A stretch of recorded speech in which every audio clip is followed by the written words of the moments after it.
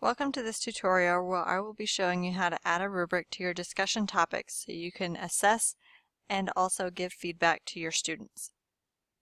To start, you need to make sure in your rubric section of your course page you have either created a new rubric on your own or searched for a county created rubric, and you have to have them listed under your rubrics on your page, and they need to make sure that they're published.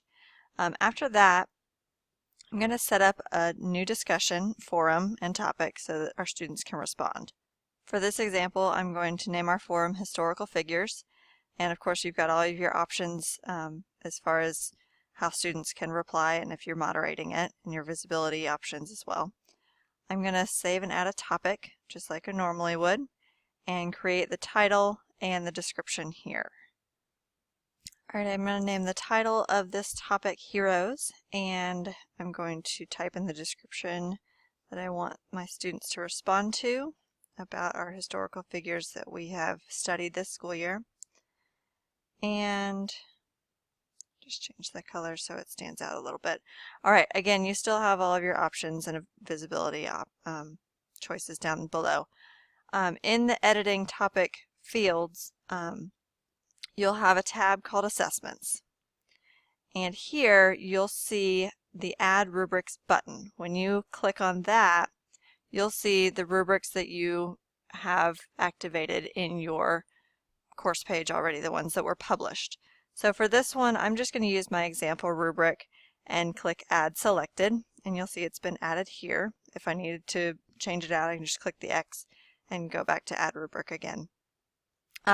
You also have this score out of box, and you can type in whatever you want that score to be. That's another option for you. It's not required for the rubrics portion, but I'll show you how that works in the scoring feature. So if I click Save and Close, you can now see my last option, or my last discussion is here with historical figures, and you can see it says Includes Assessment. So as a student, I'm going to show you how they would respond. Alright, now I am impersonating Bart Simpson in this class as our student. So I'm still in the discussions portion of our page, and here's our heroes topic. So if I click on the topic just like I normally would and start a thread, he can actually click on the name of the rubric and see what's required for this post also.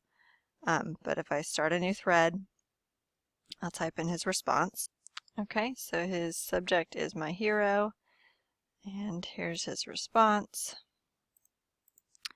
If I click on the rubric, you can actually see it pop up, and you'll see the different criteria that are required for this post. And then he can just click Post, just like you normally would. And there it is. Now, I'm going to switch back to being the instructor and show you how you will grade that post. As the instructor, I can see that Bart Simpson has posted, and I have two ways that I can assess my class. I can either choose the arrow next to the topic title, and if I choose Assess Topic, it will show me all of the students on a list, and I can go through one by one and assess them that way. Or if I click on the title of the topic, you'll have the list of the responses here, and you can do them one by one here by choosing next to their topic, or their subject rather, and choose Assess Student. This is the way I'm going to show you today. Choose Assess Student, and my rubric shows up here, and you can see it's interactive here where I can select for which criterion he has met for this topic. So if I choose it, it will automatically score on the side, and it auto scores for the overall score. In addition, it calculates your topic score in the corner, top corner of this box as well. Now, to give feedback to this student for this response for historical figures on heroes, you're actually not going to use this general feedback box at all. Don't even touch that. If you want to give feedback to the student, you're going to click the plus feedback button under overall score. And here it will expand a text box that you can type a response for your student. And whatever you type into this box is what the student will be able to see when you click done. They'll see that on the scores when they go in to check on their progress in the class. You also have the option to give feedback for each of the categories on your rubric as well. Anytime you click that plus feedback button, just remember at the very bottom where it says general feedback, that will not show for anyone in the course. And it also shows you just a summary of what their post was. So if I save and close, I'm going to show you how Bart Simpson will check on the progress of his post. So Bart Simpson will click on his name from the mini black bar at the top and choose progress.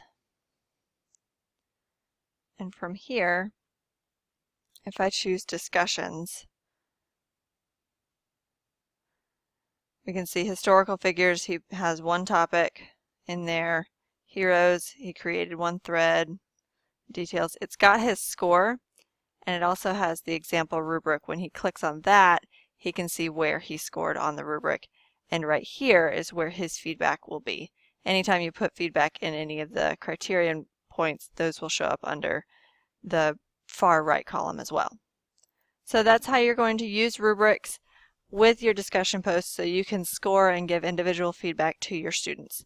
If you need any additional support, please see the self-directed training course. Thanks very much.